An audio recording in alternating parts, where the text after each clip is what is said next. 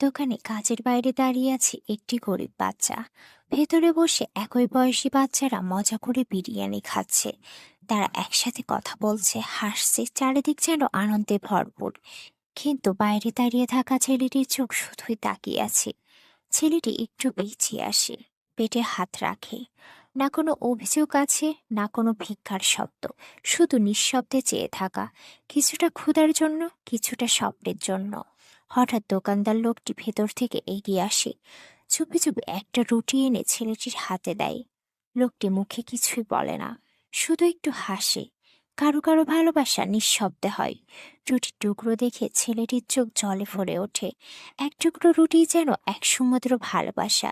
ছেলেটি মজা করে রুটিটি খেতে থাকে। একটা ছোট্ট রুটি, তবু তাতে ছিল মমতা, করুণা আর ভালোবাসার স্বাদ। এই ছোট্ট পৃথিবীতে এমন কিছু মানুষই তো আলোর মতো জ্বলে। আমাদের সমাজে ছোট ছোট দয়া কত বড় প্রভাব ফেলতে পারে, এই গল্প যেন তারই প্রতিফলন। আর এই গল্পটি যদি আপনারও মন ছুঁয়ে যায়, তাহলে একটা লাইক, কমেন্ট আর শেয়ার করতে ভুলবেন না। শেয়ার করে ছড়িয়ে দিন ভালোবাসা আর মানবতার বার্তা।